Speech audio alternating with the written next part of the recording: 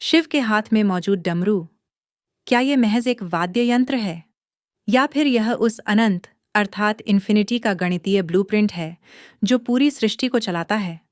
लेकिन अगर डमरू से ब्रह्मांड की रचना होती है तो उसे समय के बंधन में कौन बांधता है? इतिहास के पन्नों से लेकर पुराणों के गुप्त रहस्यों तक आज हम उस सच को उजागर करेंगे जिसे जानकर आपके रोंगटे खड्डे हो जाएंगे कि क्यों महादेव ने खुद समय की कमान अपने हाथों से निकालकर माँ महाकाली को सौंपी। आज का यह सफर गणित की उस अनंतता से शुरू होगा और काल की उस शक्ति पर जाकर खत्म होगा जिसे महाकाल भी नमन करते हैं। मेरे साथ इस यात्रा में चलिए, क्योंकि आज हम डिकोड करेंगे शिव, इन्फिनिटी और महाकाली का वो गहरा रहस्य जो पूरी ब्रह्मांड को नियंत्रित करता है। शाक्त परंपरा में महाकाली को समय और मृत्यु की देवी माना जाता है।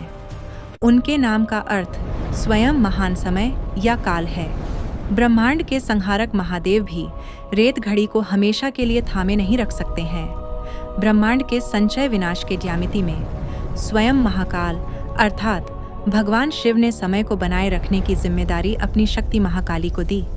क्या आप जानते हैं कि आखिर क्यों समय को नियंत्रित करने का भार सिर्फ महाकाली को ही दिया गया?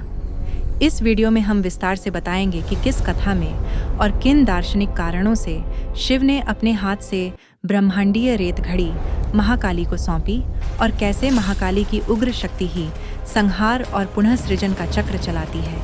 देवी महाभागवत या मार्कंडेय पुराण की कथा अनुसार महाकाली रक्तबीज शकुन जैसे राक्षसों के वंश का संहार करने के लिए अवतरित होती है।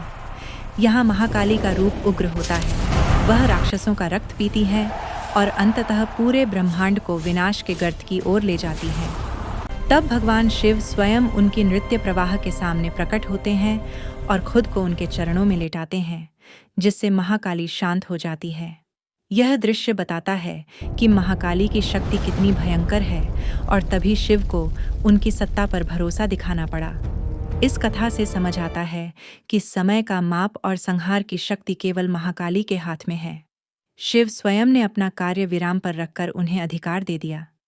शाक्त दर्शन के अनुसार शिव चेतना है, स्थिर, निर्गुण और साक्षी, जबकि काली शक्ति है चंचल, सक्रिय और सृजनशील। इसलिए शिव बिना शक्ति के निष्क्रिय माने जाते हैं और काली बिना शिव के दिशाहीन। यही कारण है कि समय और परिवर्तन की अधिष्ठात्री महाकाली को समय की महारानी कहा गया है। महाकाल अर्थात महान काल स्वयं शिव का एक नाम है, वहीं महाकाली उसी महाकाल की स्त्री स्वरूप देवी है। अर्थात शिव अगर काल है तो काली काल की शक्ति है। काली समय, मृत्यु और विनाश की देवी है।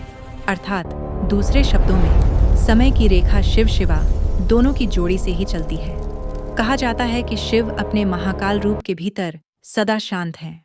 समय की गति बनाए रखना महाकाली के कर्म क्षेत्र में है। अगर हम ब्रह्मांड को एक विशाल रेत घड़ी माने तो उसमें कण कण भस्म नहीं हो जाए, यह सुनिश्चित करने का काम महाकाली ही संभालती है। यही वजह है कि शिव ने वह रेत घड़ी महाकाली को सौंपी। अर्थात समय की अखंड धारा महाकाली की शक्ति से ही संचालित होती है। महाकाली 10 महाविद्याओं में प्रमुख हैं। ये 10 रूप सृष्टि और विनाश के विभिन्न आयामों का प्रतीक हैं। उनमें महाकाली सार्वकालिक परिवर्तन और संहार की शक्ति का प्रतिनिधित्व करती है। शिव चेतना है। तांत्रिक दृष्टि में शिव की चेतना स्थिर है, निर्गुण, लेकिन समय के चक्र को गतिमान रखने का कार्य महाकाली की प्रचंड शक्ति करती है। शिव की ध्यानावस्था और काली का उग्र नृत्य इस दर्शन का सबसे बड़ा प्रतीक है। शिव चेतना है, जबकि काली वह ऊर्जा है जो सृष्टि, संरक्षण और संहार को गति देती है। इसी कारण पुरुष और प्रकृति के संतुलन का उदाहरण शिव काली के माध्यम से समझाया जाता है। कुछ आधुनिक व्याख्याएं महाकाली को एंट्रोपी की संरक्षिका भी कहती हैं। अर्थात जब ब्रह्मांड असंतुलन की ओर बढ़ता है तब विनाश के माध्यम से वही संतुलन पुनः स्थापित करती है। यद्यपि यह वैज्ञानिक रूपक है, पर मिथकीय अर्थ को समझाने में सहायक माना जाता है। इसीलिए कहा जाता है कि संसार महाकाली की लय पर चलता है। शिव स्थिर चेतना है, पर समय और परिवर्तन को गति देने वाली शक्ति महाकाली ही है।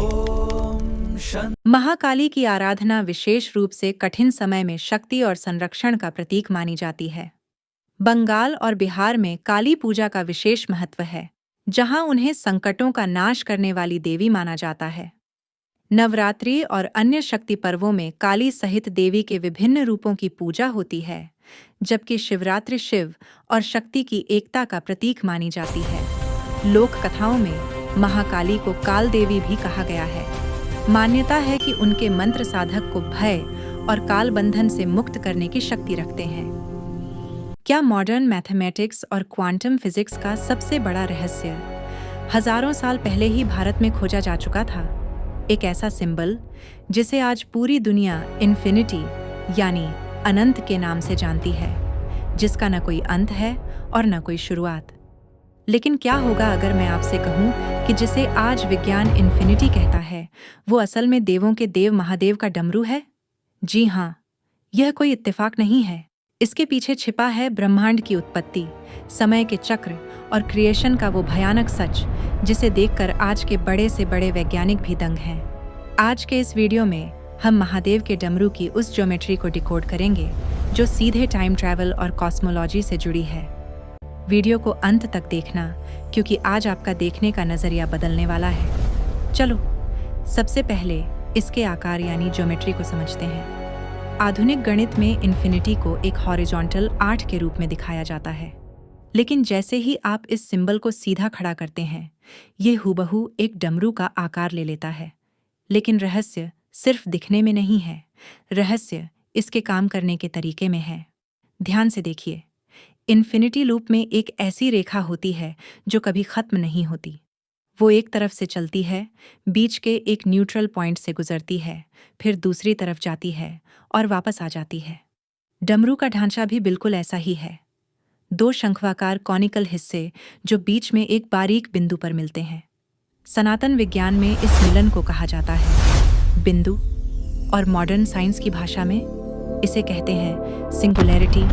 एक ऐसा बिंदु जहां से पूरा ब्रह्मांड पैदा हुआ और जहां जाकर सब कुछ खत्म हो जाता है। स्टीफन हॉकिंग से लेकर अल्बर्ट आइंस्टीन तक वैज्ञानिकों ने माना है कि हमारा ब्रह्मांड लगातार फैल रहा है, लेकिन एक दिन ऐसा आएगा जब यह वापस सिकुड़ना शुरू होगा और एक बिंदु में समा जाएगा। इसे विज्ञान की भाषा में बिग बैंग और बिग क्रंच कहा जाता है। अब जरा महादेव के डमरू को देखिए। डमरू का ऊपरी हिस्सा जो चौड़ा है, वो है सृष्टि का फैलाव। जैसे जैसे हम नीचे आते हैं, वो सिकुड़ता जाता है। वो है महाप्रलय या संहार। लेकिन कहानी यहाँ खत्म नहीं होती। जहाँ वो सिकुड़कर बिल्कुल खत्म होता है, वहीं से नीचे की तरफ एक और चौड़ा हिस्सा शुरू हो जाता है, यानी एक नई सृष्टि का जन्म। सनातन धर्म कहता है कि समय सीधा, लिनियर नहीं है। समय एक चक्र है। सतयुग, त्रेता, द्वापर, कलियुग और फिर से सतयुग। यह अंतहीन सिलसिला ही इन्फिनिटी है। जब महादेव तांडव करते हुए डमरू बजाते हैं, तो उसकी हर एक थाप के साथ एक ब्रह्मांड बनता है और दूसरा नष्ट होता है, यानी डमरू की आवाज ही इस अनंत ब्रह्मांड की धड़कन है। अगर हम इसे पवित्र ज्यामिति यानी सैक्रेड ज्योमेट्री के चश्मे से देखें, तो डमरू 2 त्रिकोणों के मिलने से बनता है। सीधा त्रिकोण, यह प्रतीक है पुरुष का यानी शिव, जो परम चेतना यानी प्योर कॉन्शियसनेस है, जो अनंत आकाश की तरह शांत है। उल्टा त्रिकोण, यह प्रतीक है प्रकृति का यानी आदि शक्ति, जो डायनामिक एनर्जी है, जो इस भौतिक संसार को चलाती है। जब तक ये दोनों अलग हैं, सृष्टि नहीं चल सकती। लेकिन जहाँ ये दोनों मिलते हैं, यानी डमरू का वो मध्य बिंदु, वहाँ जन्म लेती है इन्फिनिटी। महादेव इस डमरू को ठीक उसी बीच के बिंदु से पकड़ते हैं। इसका आध्यात्मिक संदेश जानते हैं क्या है? इसका मतलब है कि महादेव इस संसार के हर द्वंद्व यानी ड्युअलिटी, जैसे सुख दुख, जीवन मृत्यु, अच्छा बुरा और शुरुआत अंत, इन सब से ऊपर हैं। वो इन दोनों ताकतों को अपने हाथ में संतुलित रखते हैं। जो इस मध्य बिंदु को समझ गया, वो इस संसार के बंधनों से मुक्त होकर अनंत में लीन हो गया। अब आते हैं सबसे रोमांचक बात पर। डमरू सिर्फ एक सिंबल नहीं है, यह एक यंत्र है जो ध्वनि यानी साउंड पैदा करता है। शास्त्रों में लिखा है कि सृष्टि के निर्माण से पहले केवल सन्नाटा था। जब महादेव ने डमरू बजाया, तो उससे जो पहली वाइब्रेशन निकली, वो थी ओम। ओम, इसे नाद ब्रह्म कहा गया है। वैज्ञानिक भी मानते हैं कि ऊर्जा कभी नष्ट नहीं होती, वो बस अपना रूप बदलती है। डमरू से निकली वो आदि ध्वनि आज भी ब्रह्मांड में गूंज रही है। इतना ही नहीं, महर्षि पाणिनि ने जब संस्कृत व्याकरण की रचना की तो उन्हें भगवान शिव के डमरू की 14 थापों से माहेश्वर सूत्र प्राप्त हुए थे। यानी हमारी भाषा, हमारी ध्वनियाँ और हमारा पूरा विज्ञान उसी डमरू की अनंत तरंगों से निकला है। तो दोस्तों, अगली बार जब आप गणित की किताबों में या कहीं भी इस इन्फिनिटी के सिंबल को देखें तो याद रखिएगा कि वेस्टर्न वर्ल्ड, जिसे आज एक मैथमेटिकल सिंबल कहता है, हमारे ऋषियों मुनियों ने हजारों साल पहले उसे महादेव के डमरू के रूप में पूजनीय बनाया था। वो डमरू हमें याद दिलाता है कि हमारा अस्तित्व इस शरीर तक सीमित नहीं है, हम सब उसी अनंत चेतना का हिस्सा हैं। आपको क्या लगता है? क्या प्राचीन भारत का विज्ञान आज के विज्ञान से कहीं आगे था? अपने विचार कमेंट बॉक्स में ज़रूर लिखें। अगर महादेव के इस रहस्य ने आपके रोंगटे खड़े कर दिए हों तो वीडियो को एक लाइक ज़रूर करें, अपने दोस्तों के साथ शेयर करें और चैनल को सब्सक्राइब करना बिल्कुल न भूलें। कमेंट में लिखिए हर हर महादेव। मिलते हैं अगले वीडियो में एक और नए ब्रह्मांडीय रहस्य के साथ। तब तक के लिए नमस्कार। हिंदू धर्म के वैदिक देवी देवता, सुर, असुर और प्राचीन रहस्यों से जुड़ी रोचक जानकारियों के लिए हमारे चैनल को लाइक, शेयर और सब्सक्राइब करना ना भूलें। आपका एक क्लिक हमें और ऐसी अद्भुत कहानियां आप तक पहुंचाने की प्रेरणा देता है। बेल आइकन जरूर दबाइए ताकि आने वाली हर नई कथा आप सबसे पहले देख सकें। जय माता दी।